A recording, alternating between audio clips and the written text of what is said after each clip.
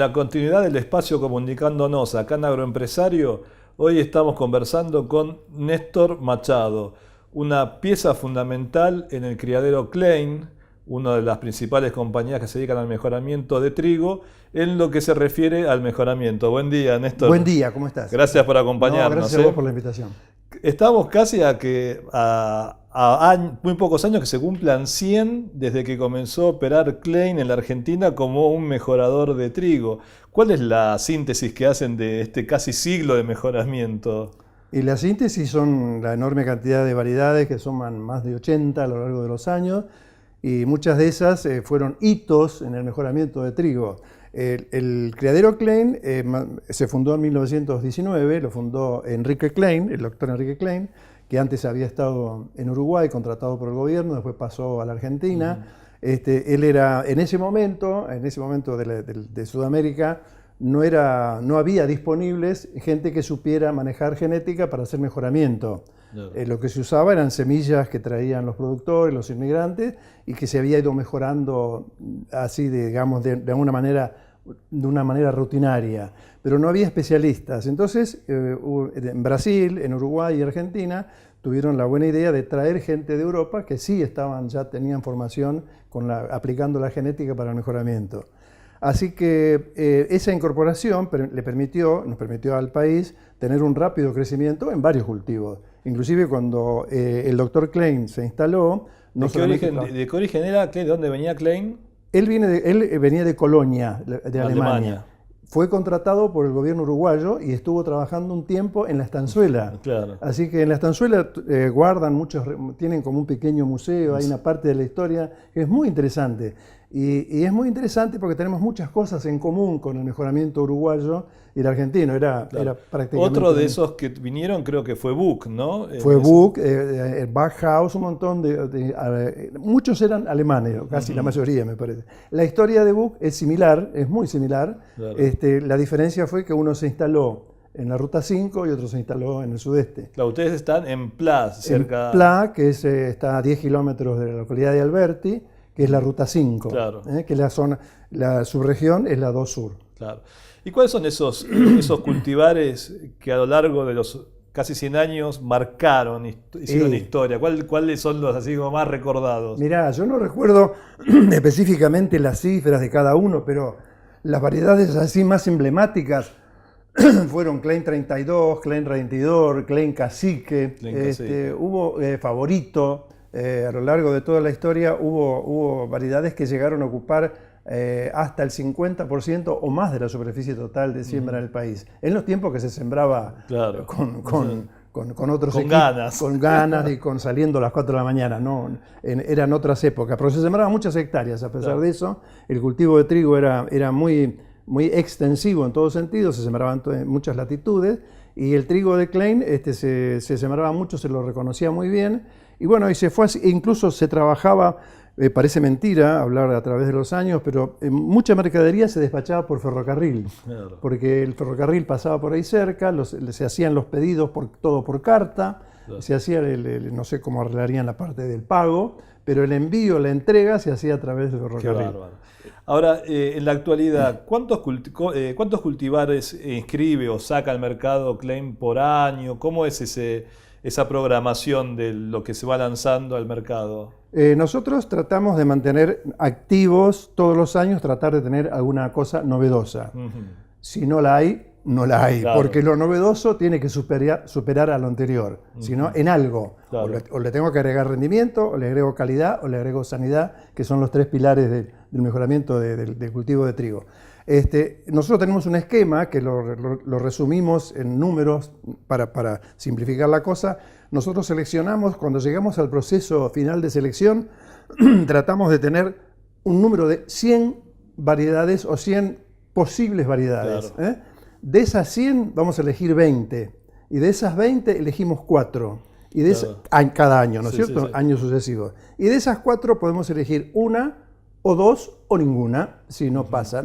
Tratamos de que no sean más de 2, porque después se te complica mucho el sistema de producción. Claro, tenés que elegir, si vas a apuntarle más a ciclos largos, a ciclos cortos, a ciclos intermedios, hacia dónde se están dirigiendo básicamente. Eso tratamos de...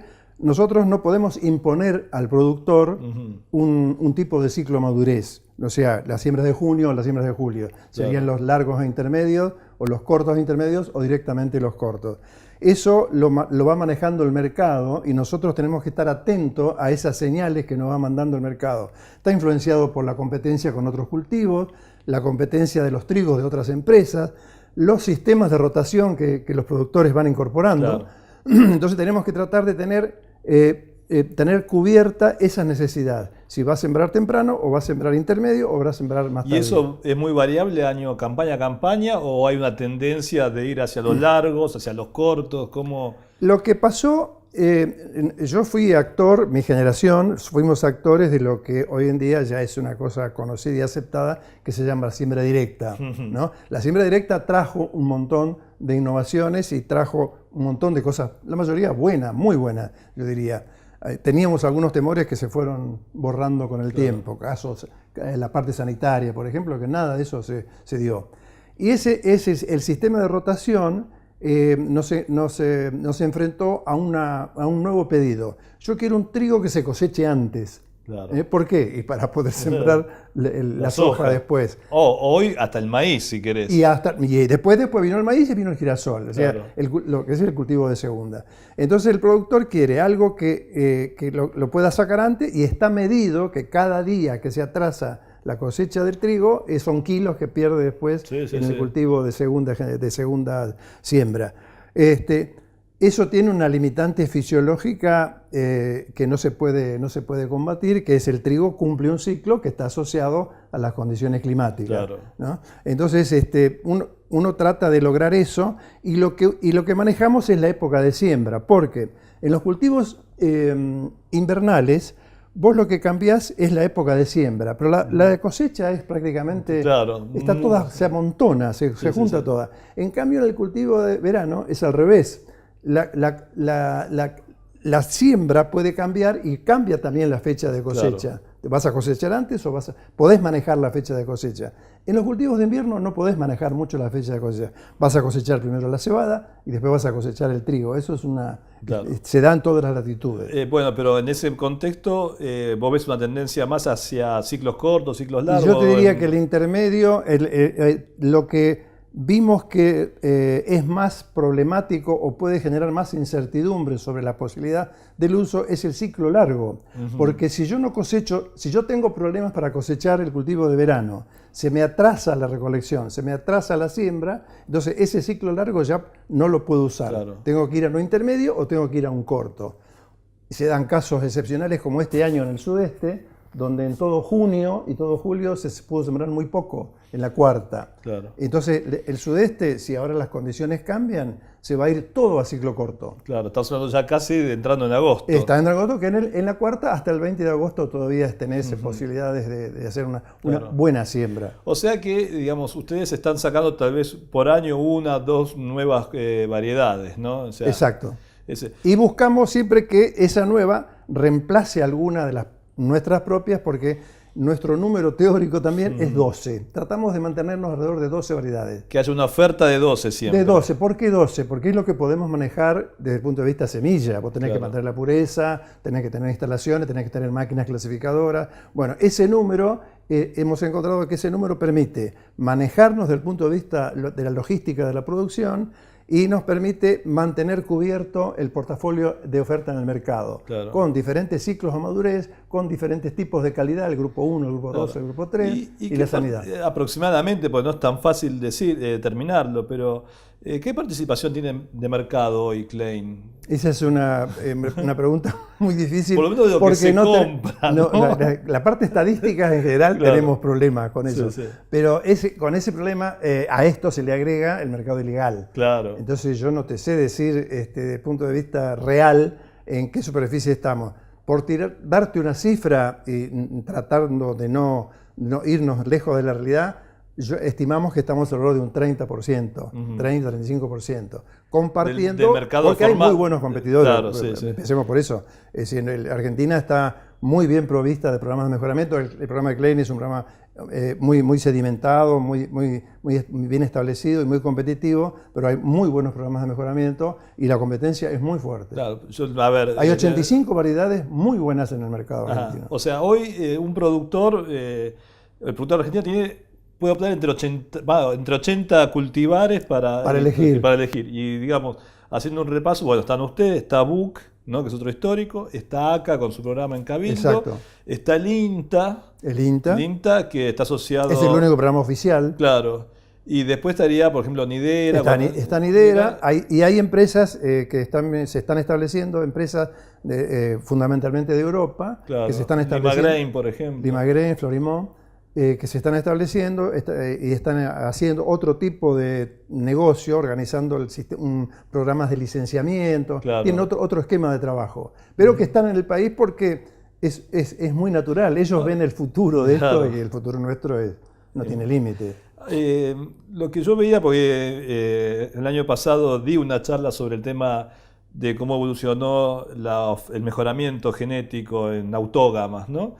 Y entonces se ve que en los 80 prácticamente toda la oferta del productor argentino provenía de programas de mejoramiento locales, o sea, que cruzaban, que iban seleccionando, y a partir de la llegada de los trigos baguette, ¿no? a fines de los 90, llega, digamos, desembarca mucha genética del exterior como introducción, básicamente de Francia, pero también se ve algo de Suiza, incluso hasta de Brasil se trajeron cultivares, ¿no? de Alemania. De Rumania, sí. Y la pregunta es, digamos, ¿cómo toman los programas tradicionales de mejoramiento que estaban en la Argentina, caso Klein, este desembarco de la genética extranjera y cómo incorpora lo bueno que pudo ver en esa genética a las nuevos cultivares? O sea, en un sistema de mejoramiento convencional de autógamas y en general, los programas se dividen en 3 etapas básicas. La primera es la recombinación genética, la segunda es la selección y la tercera es la evaluación, que son los ensayos con las parcelitas, cuando vos medís ya la línea per se para ver cómo rinde, cómo es su calidad, etcétera, etcétera.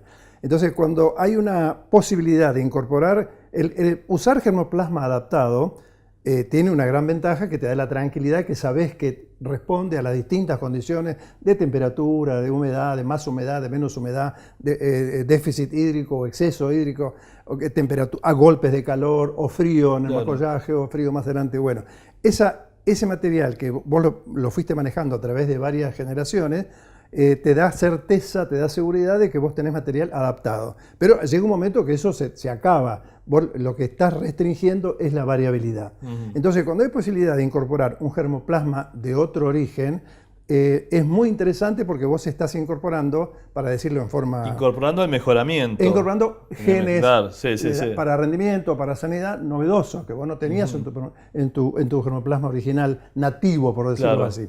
Entonces, esa incorporación, si vos la haces con alguna lógica, con algún razonamiento, por decirlo, científico, tenés que racionalizar la cosa, entonces podés ir recombinando y seleccionando, manteniendo la adaptación o la adaptabilidad a las condiciones de tu cultivo y a su vez incorporándole cosas nuevas, para rendimiento o para sanidad o para calidad. Entonces, anterior a la incorporación del germoplasma europeo en forma masiva, que fue hacia el finales de los 90, antes de eso, allá por los 70, tuvimos también la incorporación de muchos germoplasmas del CIMMYT, que es el Centro Internacional de Mejoramiento de Maíz y Trigo, que a través de programas, estaba el doctor Borlaug, el que fue el premio Nobel. La Revolución Verde. La Revolución Verde, él trajo un montón de germoplasmas y por ejemplo, introdujo algo que hoy en día ya es una cosa que las generaciones nuevas lo tienen como establecido, pero nosotros lo vimos, eran los genes de enanismo. O sea, el trigo, que era una cosa que tenía 1,20 m o 1,30 m, pasó a ser una planta de 1 metro. ¿Qué ventaja le daba eso al...? El vuelco. La planta no se cae, no se deteriora, le da una mayor rigidez el tallo. Entonces, ¿qué permitía? Fertilizar, porque hasta ese momento el manejo, no se hablaba mucho de fertilización, porque la fertilización se hablaba de rotaciones naturales, para no fertilizar, Pero cuando se empezó a incorporar las técnicas de fertilización, el problema era que esos trigos que eran muy altos se caían. Claro. Entonces tenías un montón de kilos, pero en el suelo, un problema. Y la incorporación del germoplasma europeo, allá a la fines de los 90, también coincide con otro hecho que es hacia al paquete de manejo que hacemos, que es el uso de los fungicidas. Claro. Porque ese material, nosotros hemos evaluado materiales europeos por años y un gran porcentaje lo teníamos que eliminar porque eran excesivamente susceptibles a las enfermedades más comunes. Entonces era inaceptable. Porque los fungicidas o no estaban disponibles o eran muy caros. Claro. El costo por hectárea era imposible. En ese momento coincide que hay una incorporación de nuevas moléculas que son muy buenas para el control de enfermedades y entonces eso permitió trabajar con materiales más susceptibles manejando el fungicida, que claro, económicamente rendía. Entonces nosotros en el programa incorporamos el uso de fungicida, pero le seguimos dando mucha importancia al fungicida genético, claro, sí, que ese es el más barato. Claro. Bueno, Ahora, a la medida que se pueda, nosotros le ponemos toda la genética para y están sacando ya al mercado algo que combine lo bueno que teníamos de los trigos locales, ¿no? De los mejoramientos de tanto tiempo, con lo bueno que trajo las introducciones. Sí, eso ya está, ese proceso ya se dio. Los procesos de mejoramiento, para decirlos en números redondos, cuando vos empezás una nueva incorporación de una genética nueva, te lleva 8 o 10 años terminar, o sea, llega claro, a producto comercial en 8 o 10 años. Lo podés acortar con alguna cosa, pero es 8 años, digamos, es el plazo. Bueno, desde que empezó, tuvimos acceso a ese tipo de material, nos llevó un tiempo y ahora ya está, hay muchos materiales, hay variedades del criadero Klein y de otros criaderos que ya están en el mercado, donde se combina esa genética europea con la genética americana. Claro, porque yo me acuerdo que cuando se desembarcó, no digo con nombre y apellido porque fue el debate tan grande, cuando desembarcó Baguette, ¿no?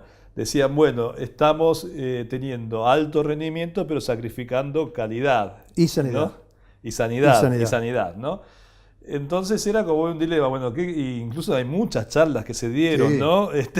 Sobre si vas a hacer un planteo que apunte a la calidad del trigo y la sanidad, o si vas a hacer un planteo que apunte a rendimiento, básicamente para destinar la exportación y que te comen, hoy podemos estar superando ya eso con estos cultivares que tengan las dos. Sí, sí. Ajá. Totalmente, eso es el avance genético. Claro. Eso es una satisfacción. En el caso de Klein, ¿en qué cultivar se Nosotros, por ejemplo, este año hemos lanzado un nuevo trigo que se llama Klein Prometeo, que es la combinación de un trigo muy destacado nuestro para la cantidad y calidad de la proteína, que se llama Proteo. Claro. Bueno, ese Proteo lo cruzamos con una de esas variedades incorporadas de Europa hace unos años, que ahora ya no está más en el mercado, pero que tenía también tenía mejor calidad que el resto de los otros germoplasmas. De esa combinación salió esta variedad que aparentemente es muy destacada en lo que hace a contenido y calidad de proteína. Claro. Sí, o sea, y lo mismo otras empresas. Está bueno, también, ¿no? Porque de Proteo a Prometeo sí, hay como una continuidad. Sí, hay una continuidad y hay otras cosas que están, digamos, en la espera para estos próximos años que muy posiblemente también estén dentro de esa línea de trabajo. Acá un tema importante es que el fitomejorador puede acceder a un cultivar comercial que le resulta interesante, sí, y usarlo libremente para hacer... Eso está en la ley, la 2247, eso está especificado así. Cualquier producto comercial que vos ponés en la calle, cualquier otra empresa puede usar el polen, puede usar el polen, claro, la parte genética para generar un nuevo genotipo. ¿Eso se podría perder en una reforma de la ley de semillas si aparece el tema de variedad esencialmente derivada y todo eso? De los proyectos que yo he visto, este tema está incluido en todas. Ajá, o sea que está asegurado. Sí, está asegurado, asegurado. Eso es bueno. Y de todos estos nuevos cultivares que llegaron, introducciones, ¿cuál fue el que te gustó, que te pareció destacado? Dijiste, qué bueno esto. ¿Se puede decir eso? Sí, se puede decir. No lo digo yo, lo dijo el mercado. Es decir, porque hubo variedades que tuvieron más difusión que otras. Bueno, por nombrar una, recuerdo, hay uno que se llama Baguette 11, Baguette Premium 11. Es una variedad que tuvo y todavía tiene una buena difusión, se destacó sobre el resto. Claro. Y van apareciendo otras también ahora, es decir, últimamente hubo otras incorporaciones que están siendo promisorias. Sí, hay buenos materiales disponibles. Algunos son de ciclo quizás, para mi gusto, un poquito demasiado largo y tienen lo que llamamos en trigo requerimiento de frío. O sea, claro, si no acumulan horas de frío, después la floración se altera, la fecha de floración, y entonces trae problemas al momento de eso es cosecha. típico, digamos, de los materiales de Europa, de Rusia. Típico de los materiales de Europa y Rusia. De esa región justamente, del Mar Negro, que es hoy creo que debe ser la principal región productora de trigo del mundo. Sí. Hay algo que además tiene una historia increíble porque está muy cerca del centro de origen del trigo, ¿no? Sí, exacto. ¿Hay algún materiales de genética que se puedan incorporar a nuestros programas o por el tema del frío hay que descartarlos? No, quizás no se puedan traer así per se, pero Claro. a través de ese proceso que recién hablábamos de recombinarlo, todo puede ser, porque la Argentina tiene una característica como país productor que lo pone por encima o le da una ventaja con respecto a otros países competidores, por ejemplo, por decirte Australia o decirte Brasil, distintos tipos, no Estados Unidos, que nosotros podemos producir trigos de distintas genéticas. Trigo, o sea, en trigo vos tenés desde trigos invernales, que son los que se siembran, pasan todo el invierno bajo la nieve y después florecen, como hay en la parte central de Estados Unidos, la parte del Midwest. Y tenés el trigo primaveral, que es el que se siembra en invierno, se desarrolla en primavera y se cosecha a comienzo o a fines de primavera o a comienzo de verano. Bueno, en nuestro país, como tenemos nuestra superficie de siembra, tiene 500 kilómetros de ancho por 1000 kilómetros de latitud, claro. Vos podés buscar zonas donde cualquier trigo que vos traigas del mundo se puede adaptar. Ajá. Pero la lógica dice que te conviene siempre mejor, que no sea tan extremadamente invernal, claro, y que no sea tan extremadamente primaveral. Quizás a una zona del no ANEA podés hablar de un trigo tipo como siembran en Brasil o Paraguay, que son trigos primaverales muy cortitos. Claro. Pero después nosotros lo que buscamos es el ciclo largo intermedio, que no tenga tanto requerimiento de frío y que es más previsible, claro, es más tranquilo. Claro, está muy bien. Una cuestión, biotecnología. ¿Ves que se puede incorporar a través de eventos o de edición génica, de alguna cuestión así ya, a los futuros cultivares de trigo? Una transgénesis. Bueno, o sea, por un lado tenés la transgénesis, ¿no? Sí.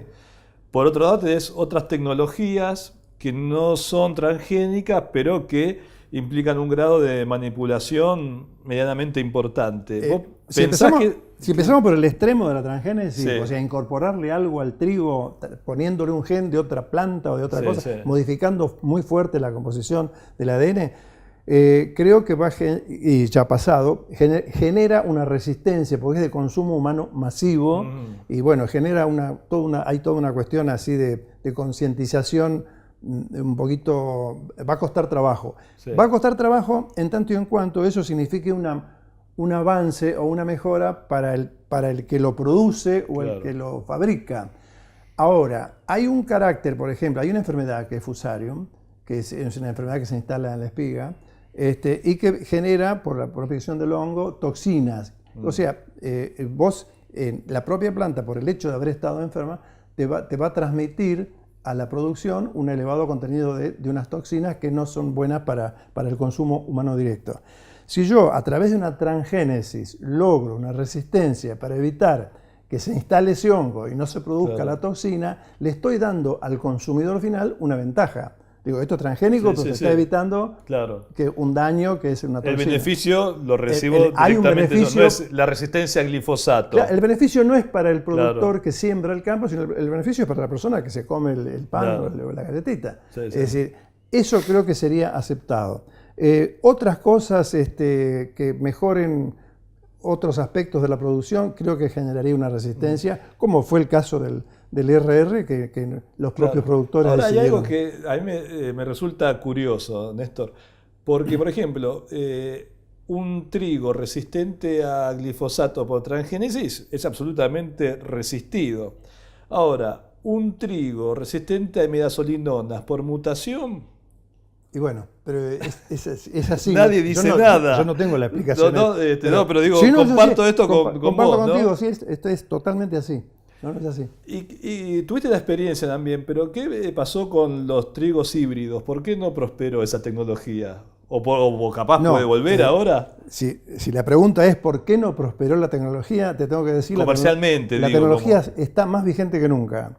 Ajá. Se están desarrollando programas de trigo híbrido en distintos lugares del mundo que lo van a tener en muy poco tiempo y va a ser una cosa así muy, muy explosiva. ¿Y cuál va a ser la ventaja de los híbridos? El rendimiento. Vamos a tener altísimo rendimiento. Alto rendimiento.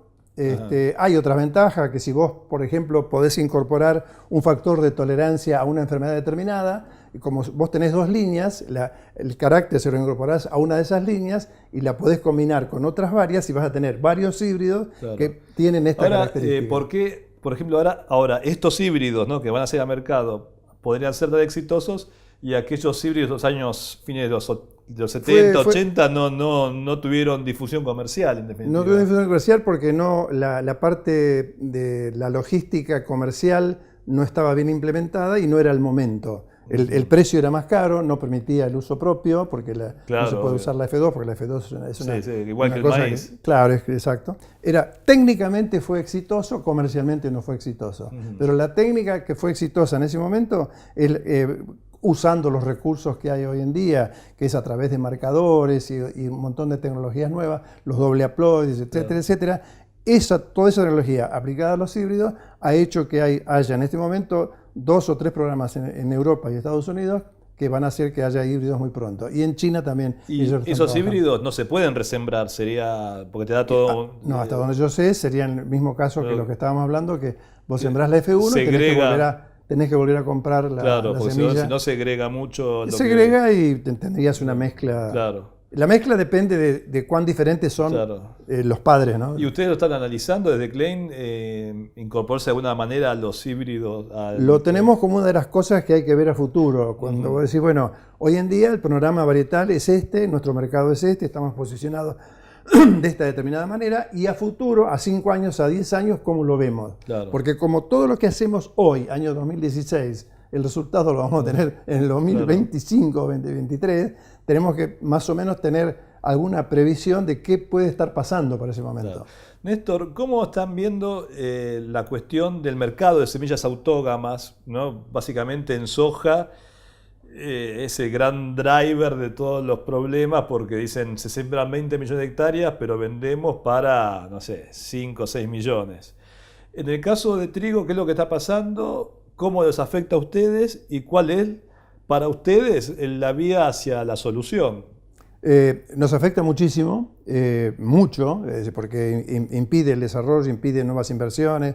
Nosotros en este momento, hablando de lo que viene a futuro, tenemos que meternos, estamos haciendo, pero tenemos que meternos mucho más con marcadores moleculares, con hacer doble haploides, tenemos que tener invernáculos automatizados, tenemos que desarrollar nuevos sistemas de sensores para poder tomar observaciones a campo.